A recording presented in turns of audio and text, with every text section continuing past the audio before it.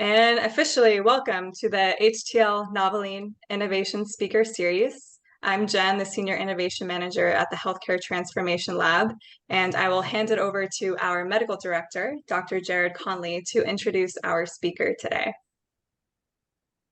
Great. It's excellent to be with you all today. What an exciting topic, and great to have David with us to really dive into this.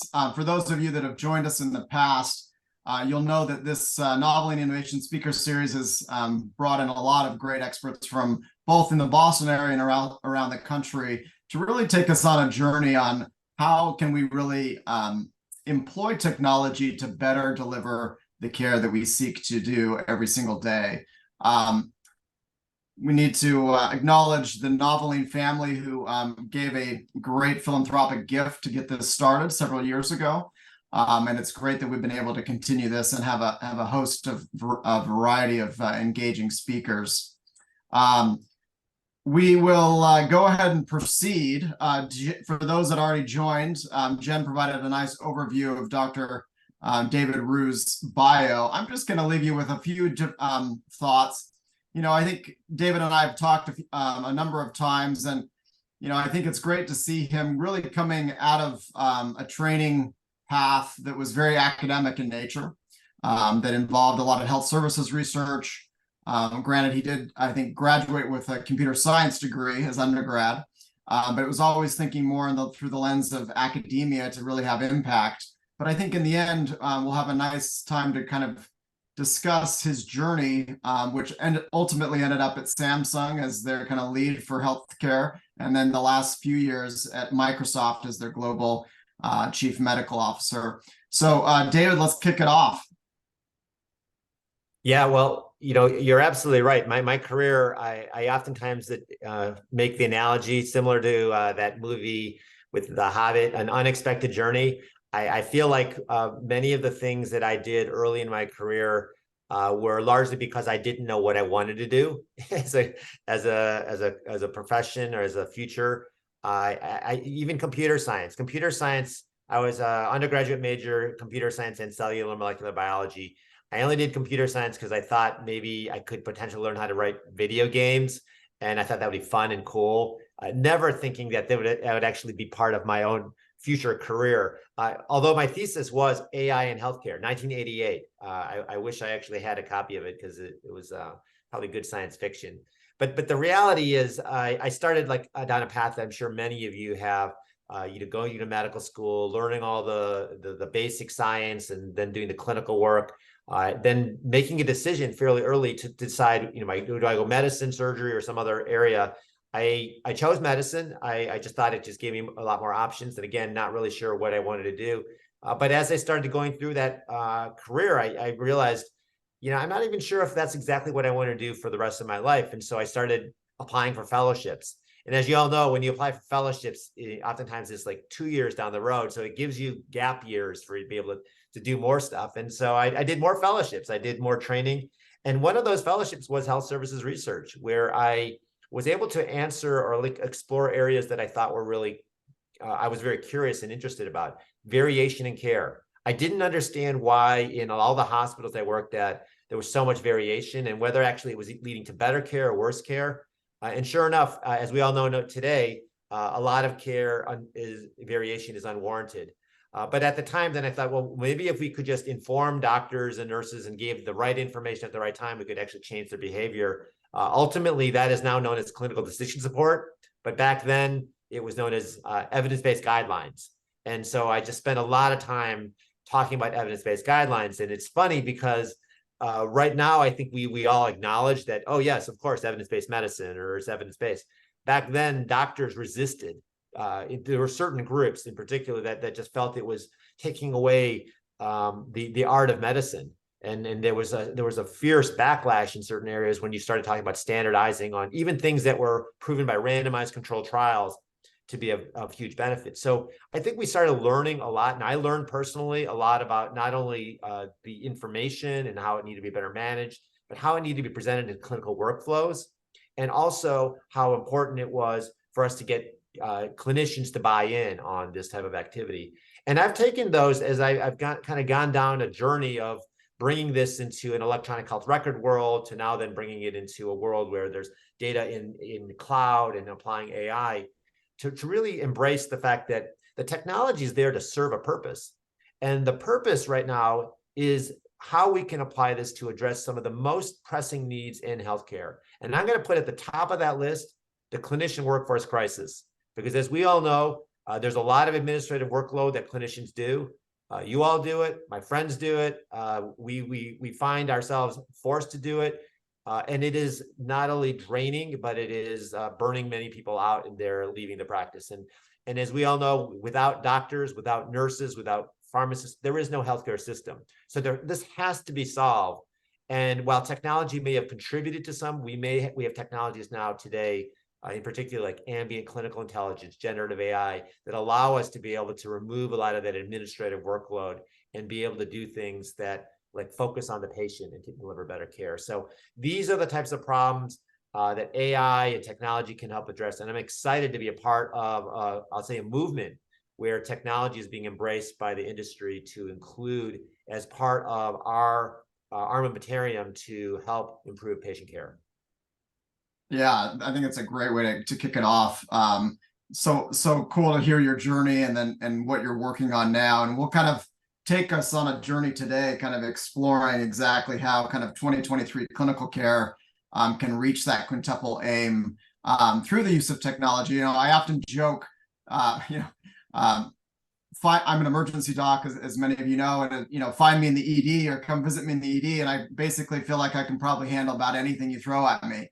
But bump into me in the street, and what can I do for you? Really, a lot less, right? And this is all through the use of technology, and we really think about that in the broadest sense, right? Of not just some digital device, right? But very, very much in the broadest sense. I think let's start it off. There's Dr. Isaac Cohan here at HMS has been quoted as saying, "Medicine is fundamentally an information and data processing discipline." And this has been further accelerated by the recent digitization of much of our healthcare data. What are you seeing as kind of the largest opportunities for us as physicians and healthcare leaders to leverage current and emerging tech to improve our frontline patient care? So I think that data is certainly a very important part. But you know what? There's that human element that is so essential, people connecting with individuals. And as we think about the things that have been asked for clinicians to do, a lot of it is, I'll say, administrative in nature. Whether you are a researcher, whether you're an active clinician, whether you're an administrator, we're pulling data from different sources. We're gathering and synthesizing that to make a conclusion. And then we're presenting it in a format, whether it's a clinical note, whether it's entering into specific fields, into a registry or into an electronic health record, or whether it's actually creating code that would be used by other folks to be able to develop, and use. These are things that technology can do very well. And it's extraordinary because we have kind of incorporated that into what we call our traditional work. But if we were to remove that from what we do today and then focus on the things that only a human that's trained in medicine can do with their patients, have that conversation, we can deliver better care. I was talking to an individual who shared with me this story that their cancer would never have been detected had it not been for the fact that the physician was spending an extra amount of time with them to just kind of like understand what was going on, taking a closer look at them, being able to do things that we normally don't have enough time for. And if we spent more time with patients, we will deliver better care.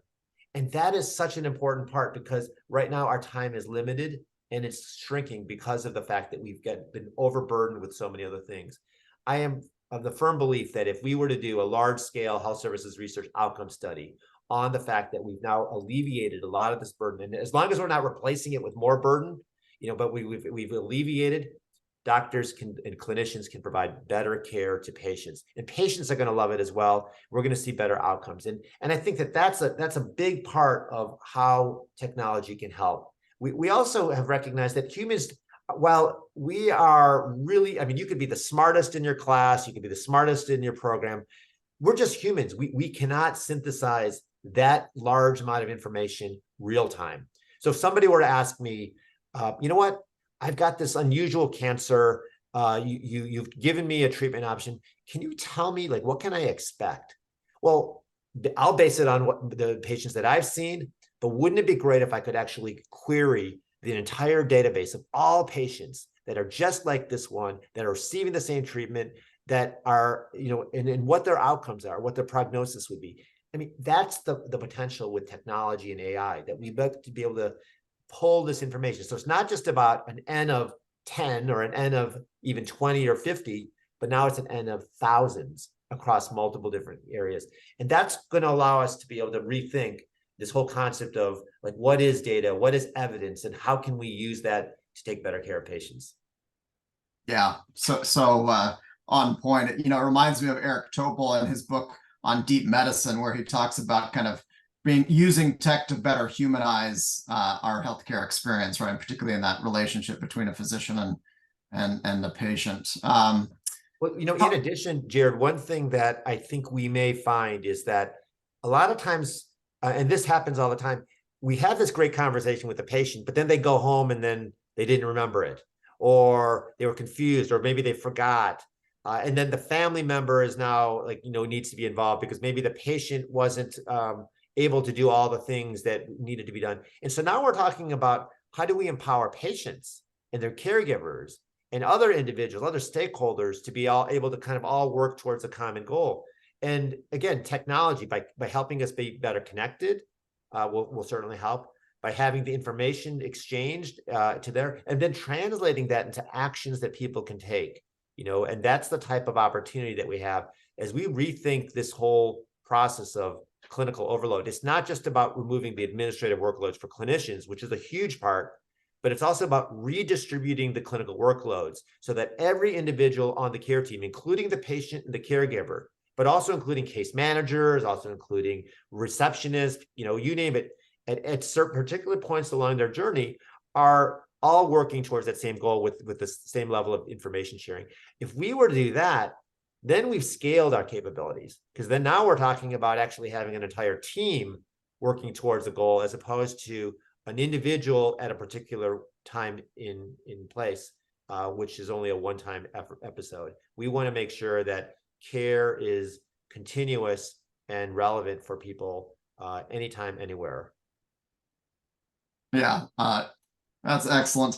Tell us a little bit more about, well, let's go on this front. So the tech firm Gartner, I think many of us know, they've kind of researched the key phases of technology's life cycle. They characterize it as the hype cycle for emerging technologies. All right, and it kind of starts with the innovation trigger, then gets to the peak of inflated expectations. I think we've been there recently with Gen AI, the trough of disillusionment. We actually might be entering that phase. And then the slope of enlightenment, and finally the plateau of productivity. Tell us a little bit about some of these emerging technologies that you think are most impactful to patient care, including Gen AI, but maybe some others that might come to mind. Yeah, so I think it's worthwhile to put artificial intelligence into context. And that is that this is not something that just was developed in the past couple of years. But it's actually a technology that has been maturing and has been developing into many different subcategories. AI, ML being sort of, I'll call your traditional AI, very reliable, but limited by the fact that you need very large, diverse data sets to be able to create generalizable algorithms that are highly predictive.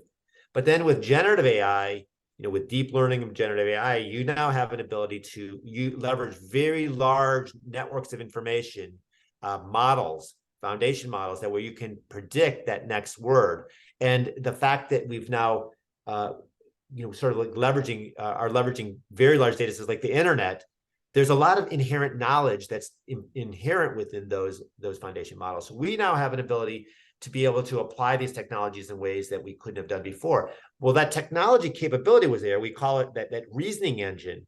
But what wasn't there, which is really new and exciting, is that front-end interface, that natural language interface, which means that anyone, anywhere in the world, including clinicians, but even patients and other folks, can interface with this extremely powerful reasoning engine and interrogate and can question, can ask things, and it'll do things that we never even envisioned. And that has now allowed us to be able to do things that we couldn't have envisioned before. That is a transformational step. It's very similar to when we first were introduced to the internet. You know, a lot of people thought the internet was just going to be used for email, or it was just going to be used by a select number of individuals that were sort of geeks and, you know, people that only cared about, you know, technology. We now know it's for everybody, and it's democratized our ability to exchange information.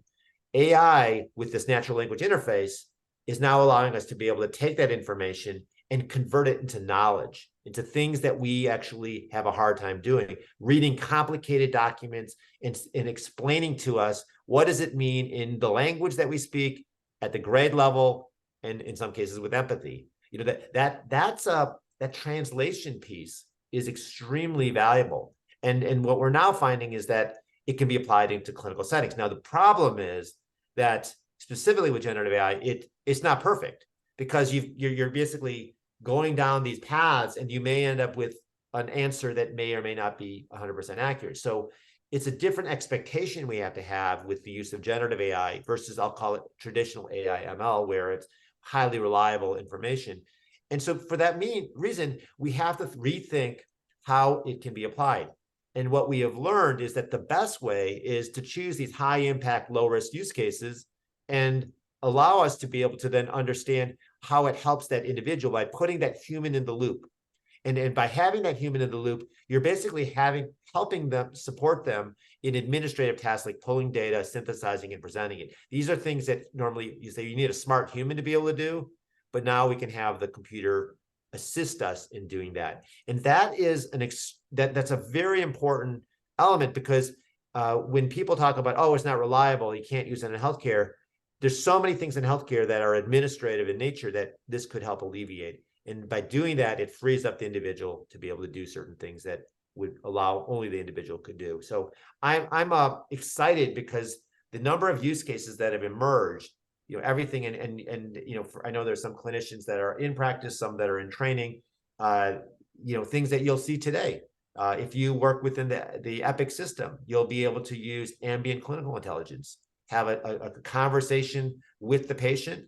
And rather than you typing it all in or having a scribe type it all in, as soon as you're done with the conversation, that entire conversation is not only transcribed, but it's organized into a clinical progress note, which you can just take a look at, make a few edits, and boom, it's in the EHR. You get all these inbound messages from all these patients. Your inbox message, you spend, I don't know, hours after a clinic or maybe even at nighttime answering them. It's now got an auto-drafted message specific for each individual and what's in there. You can choose to edit it, send it off. You can basically ignore it, but it's in many cases going to save you a tremendous amount of time as you think about those emails that are coming through. So as we think about all these components, you know, you've always got the human in the loop. You're using these very high impact use cases, but low risk. We have an opportunity to potentially improve care by making it more efficient. Oh, that's wonderful. It sounds like at least there's some particular applications that are actually reaching that you know, slope of enlightenment and maybe soon to be in the plateau of productivity. How much actual impact is it having thus far, though? And I know I've, you know, been around a few of the conferences of late, and, you know, certain systems I think are beginning to dabble and pilot with it, but I haven't really seen it at large scale anywhere yet. Where do you think we meet that stage where maybe many of us are starting to use some of these technologies on a daily basis? Yeah, so we're actually gathering data as we speak on Aleni systems. At the recent Health or HLTH conference, one of the heavy users of this technology, the ambient clinical intelligence, is Advocate, which is, as you remember, a combination of Atrium and Advocate Health. It's a very large health system, but they're using it across multiple different specialties. And they've been able to demonstrate a 50% reduction in time required to enter into EHRs, 7 minutes per encounter saved. And over 80% of doctors have said, this is indispensable. Do not take this away from me, because I have found such huge value in this. It is extraordinary. Now, we recognize that not every single specialty or every single physician will use this. I mean, if you're highly efficient, you don't find really entering things into the EHR is really much of a burden. Probably not a huge deal to use it or not. But if you're finding that it's really taking a lot of my time, and I sure wish that I could actually either have a scribe or have, better yet, this technology that's less expensive than the scribe and it's more efficient.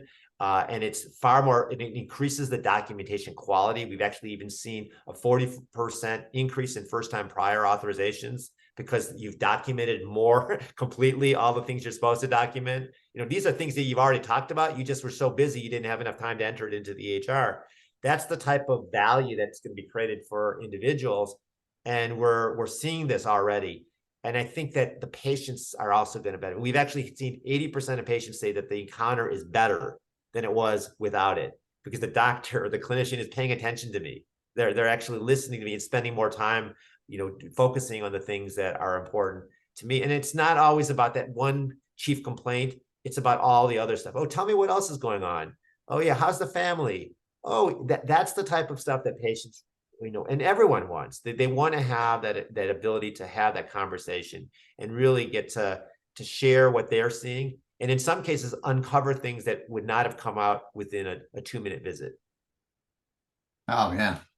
As an emergency doc that often has way too many notes at the end of my shift, I've been excited about this technology for a while, but it's nice to hear that the experience you've been having at Advocate. And I think we're hoping that your discussions with Adam Landman and others here might bring it to us soon. I'm curious, in terms of maybe you could just speak a little bit, because I think not all of our audience will know kind of how Microsoft has really leaned into this space. I think, we've used Nuance for a while, and their dictation software and service, which has been, I think, vastly improved even from 10 years ago. Could you just take us a little bit and provide some context about how Microsoft has really dove into this space? Yeah, I think it's really important. Maybe I'll rewind the clock back a decade. And as we think about what happened a decade ago, Microsoft was undergoing a transition in leadership and in culture and in mission. And that was when Satya took the helm. We used to be a very technology-first company. Our mission was putting a computer on every desktop. Now we are a very client, I should say, partner and customer-oriented organization. Our mission is about empowering every individual, every organization across the globe to be able to do more, to be able to think about the things that they are struggling with and how can we make it better, to be able to think about things that they would like to do that they couldn't have attained and help them attain that.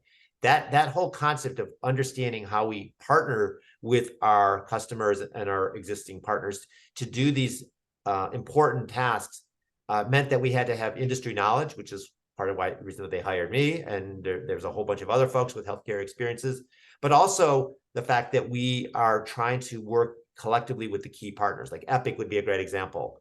Like Satya was on stage recently with Judy at the UGM talking about how we are partnering together to build the technologies that will improve the lives of patients, that will improve the experiences, incorporating generative AI into the clinical workflows, the things that many people will be taking advantage of, whether it's the inbox management, whether it's leveraging the capabilities to summarize charts, be able to then analyze data, large data sets using the Epic Slicer Dicer.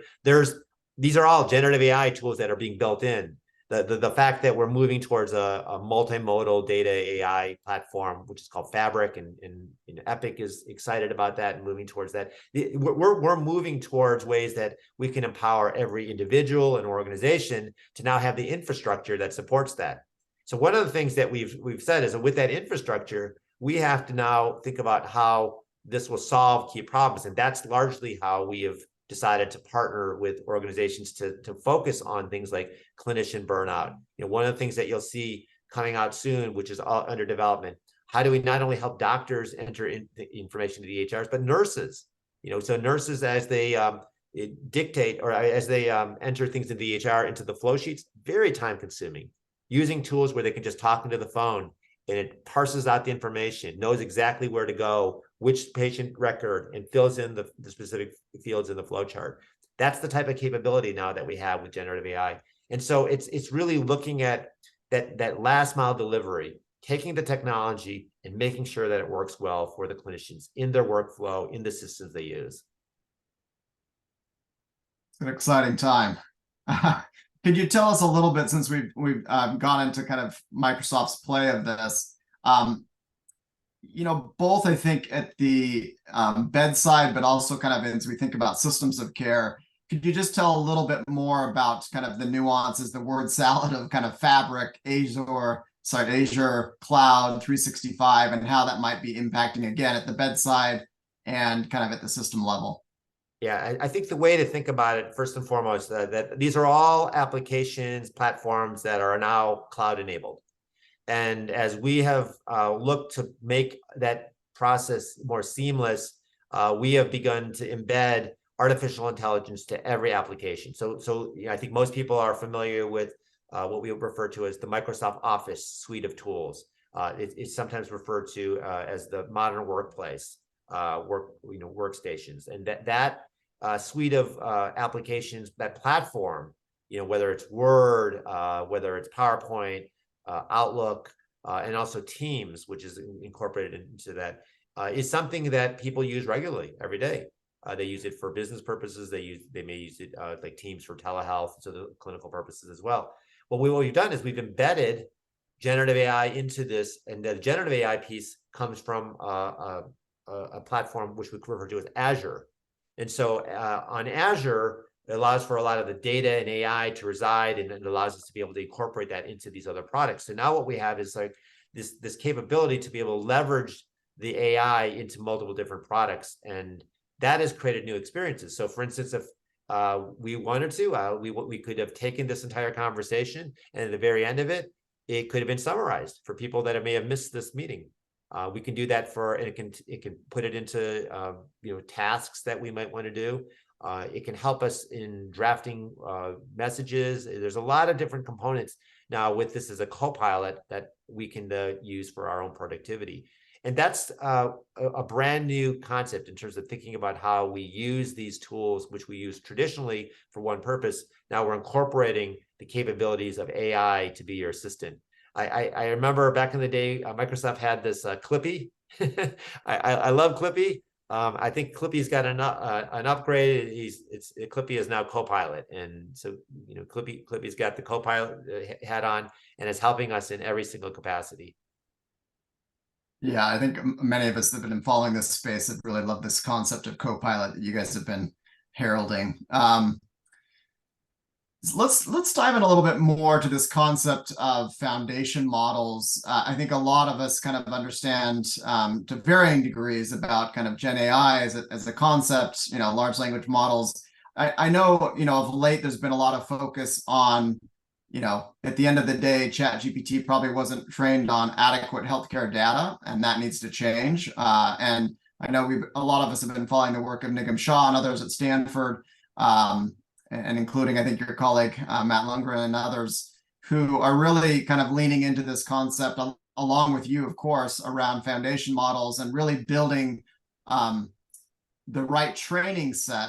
I spoke at a conference recently, the class conference, just around, and again, no bias here, but I said, everyone wants a Harvard-trained physician, right? And in a similar way, right, we actually want like the best trained data set to be leveraging the technology of Gen AI. Could you speak a little bit more about these large medical models and these foundation models and how they might be more appropriate for healthcare uses than broader Gen AI things like ChatGPT and others? So here's what's interesting.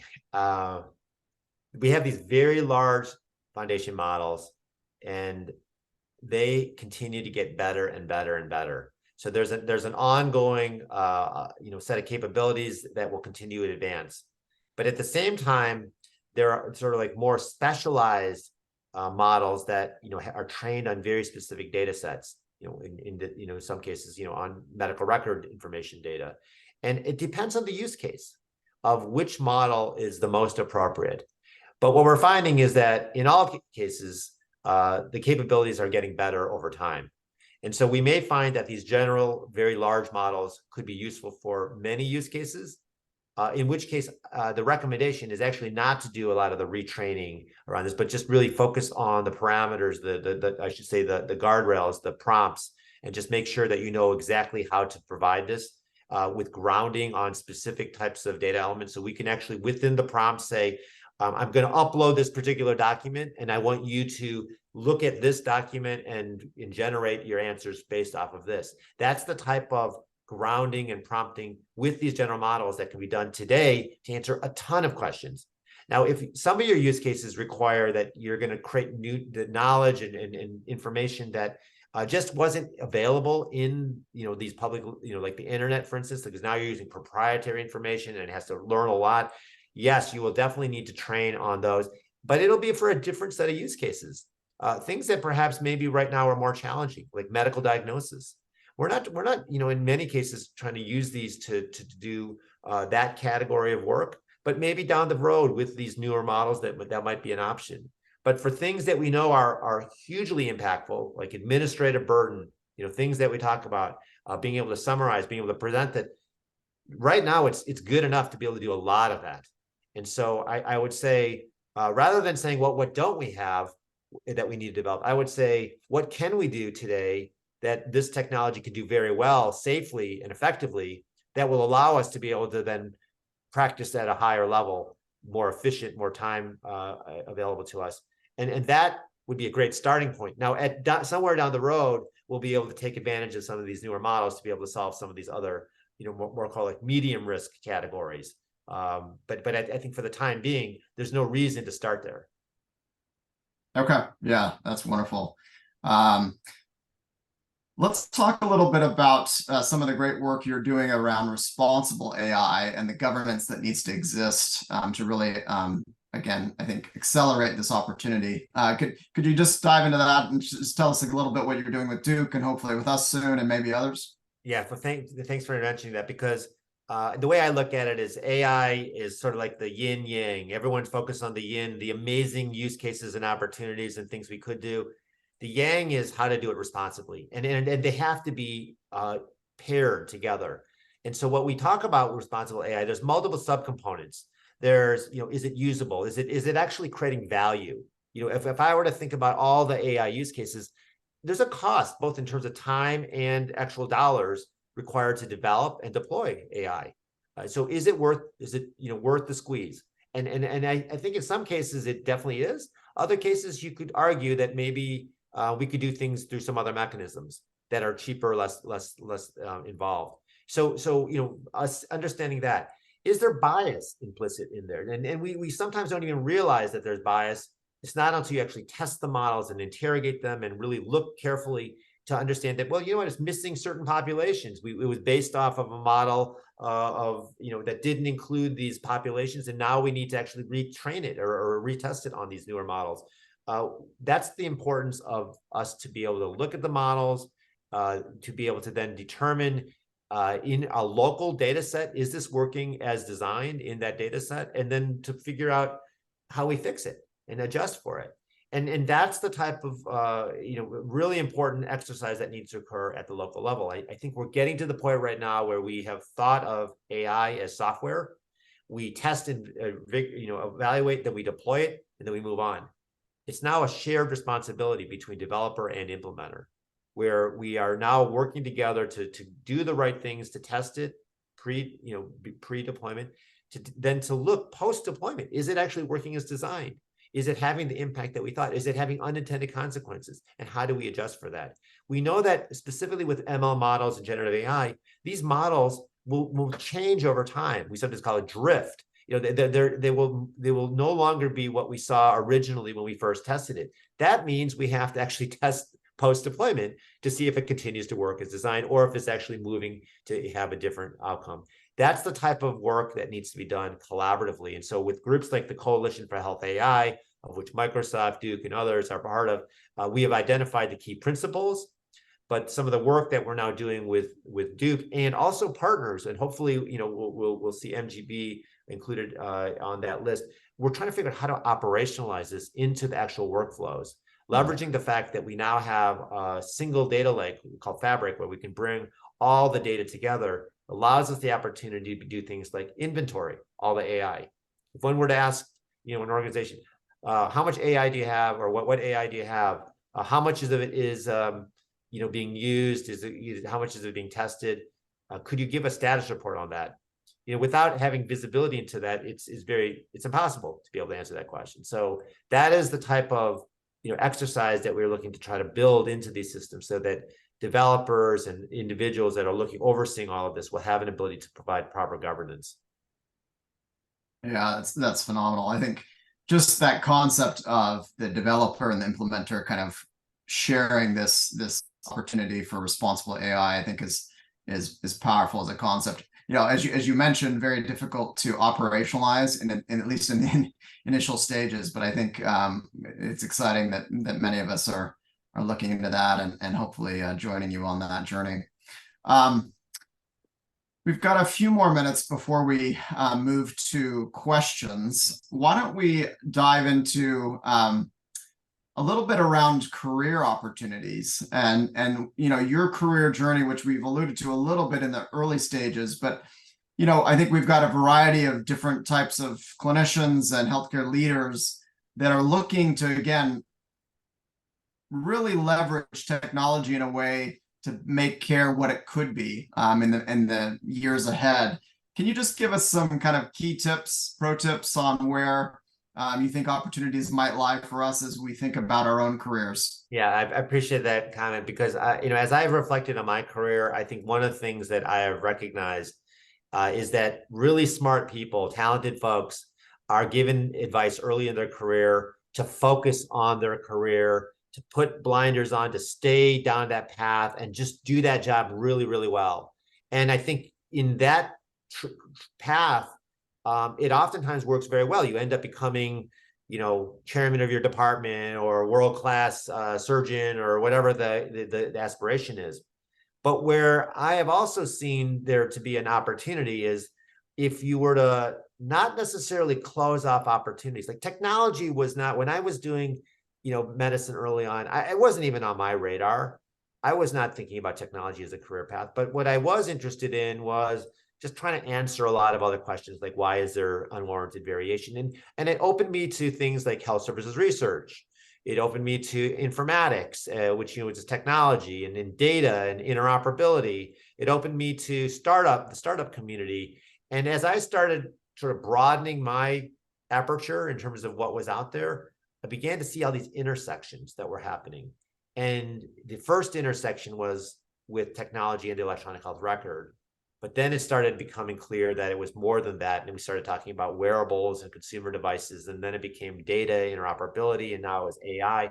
And when you keep your aperture open, you can see what's happening. You see ahead farther, a lot farther than what you are when you're just singly focused. And that, I think, is particularly important, especially early in your career, but even later. If you've come to the point where you say, hey, you know what? I'd actually like to become more proficient in some of these categories, because I do believe now that technology will make my job better.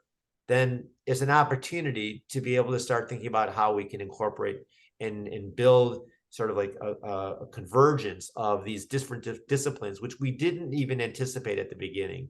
I don't think anyone would have thought that at this point, all these specialties are now part of one, which is, even with AI, within AI, we need ethicists, people thinking about ethical use. We need people looking at ROI, health services research, calculations. We need people thinking about informatics. How do you actually pull the information from these systems? These are all subcategories under how you roll out AI. And we're now starting to realize that we need people, skill. We need to skill and reskill an entire workforce. And as we think about opportunities, that's where the next opportunities will lie, for individuals that can kind of step in and become leaders in those spaces, so that it's not just about the technology companies and the individuals that learn technology that are now leading. It's each of those individuals with certain expertise helping to define how it works within the context of clinical care. And I think that is the opportunity. Widen the aperture, notice the fact that we're converging different disciplines together, and assume a leadership position, at least learn what's going on, and eventually become leaders in that space. Such wise counsel. Learned across a number of years, right? Where I'm sure sometimes you felt like you didn't know exactly where this was going to lead. I can certainly relate to that, and as you speak about that, that's certainly been somewhat of my journey for those that know me.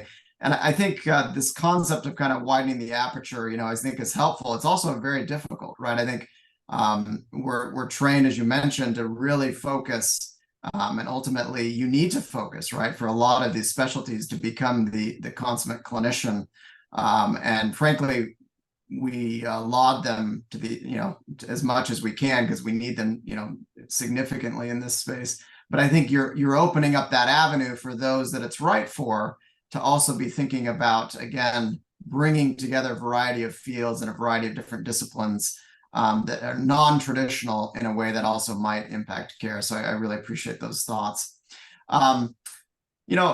Maybe as one of our kind of closing thoughts before we dive into questions, I've been intrigued by some of the work from Eric Brynjolfsson at Stanford, where he talks about this concept of really not losing sight of the opportunity with AI in particular, but this idea that let's not just work on automating through machines what humans can do, but actually augmenting the labor workforce with machines and humans together, right? So kind of 1 + 1 = 3 phenomenon. Could you speak a little bit about opportunities and maybe traps in that space that we should be thinking about? Yeah, I think that's a great I would say as we think about the journey of where we need to go, that is absolutely where we need to go, because the capabilities of using the AI to create synergies where we may not have been able to kind of have a vision that was possible is absolutely the best way for us to kind of think about how this will create the greatest value. Now, the problem is we have to start somewhere. So let's start with I'll call it the pain points right now, these administrative workloads that that the AI does very well. We learn, kind of how to ride the bike at that moment. And then eventually we can get to the point where we're starting to realize, okay, now that we know how to do it, and we know how to do it responsibly and safely, can we start thinking about things that are a little bit more challenging and in categories that perhaps maybe we may not have, kind of envisioned? Give you a couple of examples. As a clinician, a lot of times I am, I'll give you an example of a use case of a model that is actually one in which I would say people would look at it today and say, oh, that's kind of risky. I'm going to put all this information in and it's going to give me a medical diagnosis, most likely diagnosis. Okay, so as we talked about before, oh, that's not trained on these models. I'm not sure I feel comfortable with all of that. That's still kind of dangerous because they might come up with the wrong answer. Well, I'm going to give you another example. Another example is the patient has actually been told, this is end stage. There's nothing we can do. I don't really know why it's working this way or why it's not working, but we have no answers. They've been bounced around and given different diagnoses, and nothing's working out. The clinicians are saying, we've checked everything. They run it through the ChatGPT, and it comes up with this unusual enzyme deficiency, or it comes up with this syndrome called tethered cord. I mean, these are actually real life examples of people that have actually plugged in the information and came up with these strange things. And sure enough, it ended up being those conditions. Now, in that scenario, what was different is that the clinicians had already kind of exhausted their body of knowledge. And now what we're doing is we're going to creative mode. And we're saying, like, what else have I missed? Tell me, you have a whole breadth of knowledge. It's sort of like that second consult.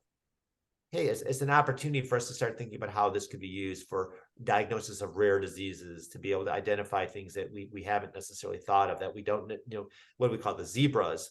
We think of the horses, we don't think of always the zebras, or we don't even know of the zebras. And that's the type of opportunity as we start thinking about things that could dramatically improve patient care if we could apply in the right context.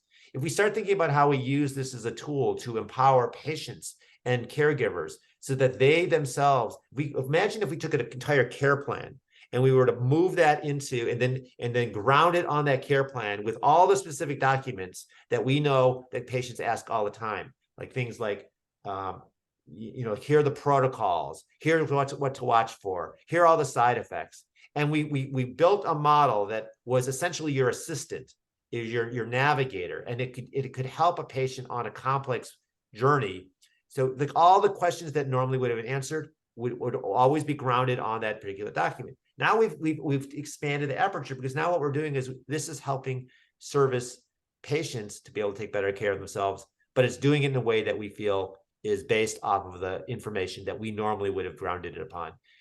That's the type of kind of thinking that I think could really change the aperture for what AI is used today, because what they're doing is you're solving problems that today no one has solved.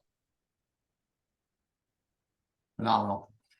So good. All right. So maybe the last topic before we dive into further questions. Talk about equity. I think there's a real opportunity to leverage this technology to better make care what we want it to be. Can you speak of some of the work you've been doing in that space around registries and opportunities to really, as I think you say, democratize care? Yeah. So during the pandemic, we learned a lot. And I'll tell you, one of the first learnings that I had was when we think of health equity, we oftentimes think of it in the context of patients that see you or see us in clinic or are part of our list of patients. But when you look at it at a population level, there's a large number of people that are disengaged from the healthcare system, that don't have a doctor, that for a variety of reasons. They may have no insurance, they may be undocumented, they may never have gone to see a doctor, maybe they live really far away. This group of individuals in underserved, underrepresented populations, oftentimes vulnerable populations, that's a group that during the pandemic, we realized we had to vaccinate them as well. It wasn't just about, hey, come to these mass vaccination centers, come to see your doctor. It was about everyone needs to be vaccinated. And then the whole feeling was like, well, how do you do that? Well, I think people thought was, well, we'll just make it accessible. We're just going to like drive around and set up these clinics and make it available. That wasn't the key. The key was empowering the community-based organizations and the other groups. And we're talking about churches, schools, the nonprofits that work with these areas, to be able to engage with these individuals, to let them know that, hey, this is important. And it wasn't just about COVID shots. It was about adult and childhood immunizations, getting kids back to school. It was about diabetes and blood pressure screenings. And so this whole series of services were really important. And there were three key stakeholders that were necessary to make this happen. Certainly the healthcare system, local, but they were the ones not really doing a lot of the initial work. It was the community-based organizations. And then the second group was public health. And so by putting an infrastructure that supported the data exchange, bidirectional information exchange, that allowed us to engage not only hospitals and local health systems, but also public health and community-based organizations, we had now a foundation for how to be able to deliver better care. But what we saw was that the data that was being captured in these, these schools and these other areas was incomplete. It was flawed. It was dirty and ultimately unusable. So public health was spending a lot of time cleaning it, or they were just saying, hey, we can't use it. And so AI came in actually to kind of clean that data set up and make it usable. And then what we found was that the other challenge was that organizations were not collaborating in a way because they didn't want to share the data. It's shocking that you would think that during a pandemic that we would all be sharing data freely. Everyone talks about the CDC and federal government and states don't communicate in terms of the data. They're not allowed to. And then, unless it's anonymized, rolled up aggregated data, but, so like you got state and federal boundaries, and you got within the state, you've got counties not sharing, even public health counties right next to each other, they can't share the information. And then counties with hospitals, because you've got PHI. And so how do you actually enable data collaboration without data sharing? And so now what we realize is that we actually can use a technology called confidential compute to move data sets into these environments and enable organizations to be able to share information. And I was actually not sharing, to collaborate without actually sharing information. So what we're realizing is that to solve health equity, it's not just about, kind of identifying the problems and saying that we've got people focused on it, but it's going to be people, process, and technology. And it's that combination of bringing in the right stakeholders, allowing us to be able to create the right, tools that can be applied on top of this, and also in the right environments that will allow us to be able to break down some of these boundaries, one of which is people want to collaborate, but are unwilling to share data. We now have an ability to create a whole new ecosystem in which we can better address health equity. So I think it's going to be a challenge, but also a huge opportunity for us to rethink how we address health equity in the United States and beyond. Yeah, so great to hear what's going on there. I think especially as we try and leverage the use of technology as you outlined to really impact care for especially the least of our patients who often need the most of our care. Let's dive into questions. We've got several. Let's take this one around privacy. How do we assuage concerns about patient data shared with third parties like Microsoft for model development, and how do we minimize concerns around data sold, aggregated use for purposes other than model development? Yeah, for example, advertising. That's a great question, because ultimately it's important to know who you're partnering with and what their purpose is in terms of the partnership. The thing that Microsoft is very clear about is that we do not compete with you, and we do not monetize your data. And so with regards to, like using ChatGPT, the enterprise version, not the Chat, the Azure OpenAI services, or the Bing Enterprise, those are examples within Microsoft's control, Bing Enterprise, Azure OpenAI services, where you can move all your, you can move your data into, know that it's actually not going to be seen or managed by Microsoft. None of the prompts will be seen or managed by Microsoft. So it's fully protected. It's the organization's data.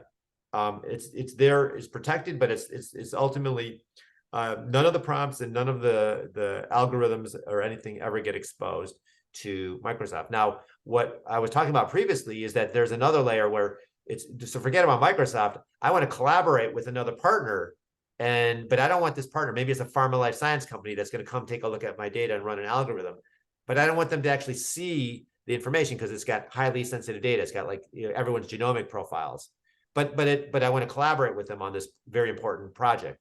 Well, with confidential compute, we now have an ability to be able to do that. So there's another layer of privacy that we can envision as well. So I think say there's multiple different layers. There's one at the policy level. So we, working with organizations that have made that commitment not to, look at your data or to be able to do things unless you actually specifically ask. And then there's the technology that allows us to be able to do collaboration without data sharing. Excellent. Another question around a lot of medicine in the U.S. is delivered in rural or under-resourced hospitals. Many of these places are already behind on digitization and incorporation of technology. Absolutely true. How do you envision the technology and advances in AI can trickle down to these areas and not be monopolized by large academic or private organizations? Again, some of these places that could benefit the most are not maybe well positioned for that. Yeah, this is one that's probably going to need to be broken up into sort of subcategories depending on the situation. So I'll give you an example of the work that we were doing that we continue to do at University of Michigan, where they have a large academic medical center with a whole bunch of affiliated smaller community hospitals and clinics that are all trying to take advantage of the network.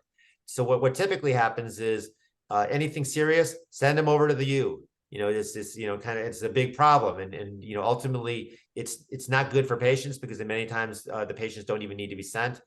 In other cases, the information there's really not a model where the clinics are able to do anything more than just simply be a referral site. What we have found is that by leveraging technology, we can start with virtual care. We can then move to like HoloLens and other types of more advanced virtual care models. We have an ability to create systems where clinicians in one area can provide virtual consultation to others. And with remote monitoring and others, we can potentially extend that into nursing homes and into the home environment. So technology today allows us to be able to rethink what's possible. Now, the challenge is that it's not just about a virtual visit, but it's also about the data that needs to be captured and analyzing it and visualized. And so that for that reason, that we have different applications depending on what the use case is. So in the scenario with University of Michigan, they have a neurosurgeon that needs to see the MRIs and actually be able to visualize all of that. And that is something that has been particularly important as we think about how we address those issues of barrier of distance.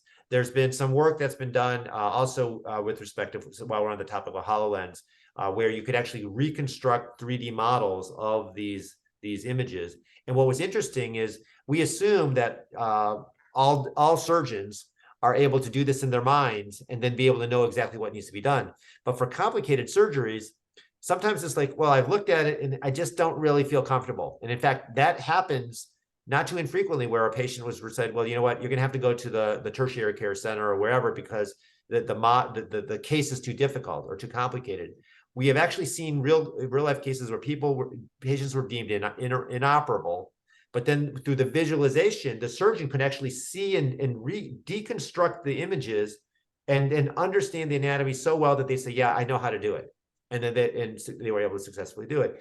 And so I think what we're talking about is how can AI and technology enable people, organizations, individuals to be able to practice at the top of their license, whether they be surgeons at an academic medical center or clinicians working in a rural setting. But what we need to figure out is how do we make these folks as fully capable as possible by leveraging the technologies and the ability to be connected to experts. Yeah, that's great. Lots of questions. There's a question around payer behavior, and how do you foresee AI having kind of a positive impact on payment models in particular? Will it actually ultimately kind of lower the bottom line price of healthcare? That's a great question. I think that what we're finding is that there's existing challenges that we have. You know, there's sort of this constant gaming of like documentation, for instance. Well, one thing we will definitely see is that AI is going to help improve the documentation so it's more accurate. And if the purpose is to accurately represent what was discussed and what the plan is, AI will be really helpful. As I mentioned before, with ambient clinical intelligence, 40% increase in first-time prior authorizations. We've also seen the ability where AI, you can, on the payer side, where they have a lot of physicians and clinicians that are reviewing the information. They're looking at the chest x-rays. They're looking at to just verify that, yes, this is really a tumor of this size or in this location. AI is doing that as well. So we're improving efficiency on the back end side as well for the payers. So there's an opportunity for AI to be used by both providers and payers to improve their operational efficiency. What we need to figure out is how we align on a common set of objectives that we will all agree upon. That's going to require a little bit more than just simply AI. It's going to be people agreeing on key principles. So hopefully that happens. And but I think AI is going to help either way. Excellent. We're at time. We'll have to have these questions answered soon enough. But David, it's been such a wonderful fireside chat with you. We appreciate your time and look forward to seeing what this might unleash here at Mass General Brigham. My pleasure. It's been a pleasure. Look forward to talking with you and others. If you'd like to reach out to me afterwards, I'm on LinkedIn. You know, I'm just more than happy to continue the conversation. Great. Thank you. Yeah, thank you very much, David. And thank you very much to everyone in our audience. And thank you for those wonderful questions. If we didn't get to your question, we will try to email out responses later. And we will make the presentation available after this call on our website, and we will email it out as well. Well, thank you, everyone. Have a beautiful day. See y'all. Thanks, David. Thanks.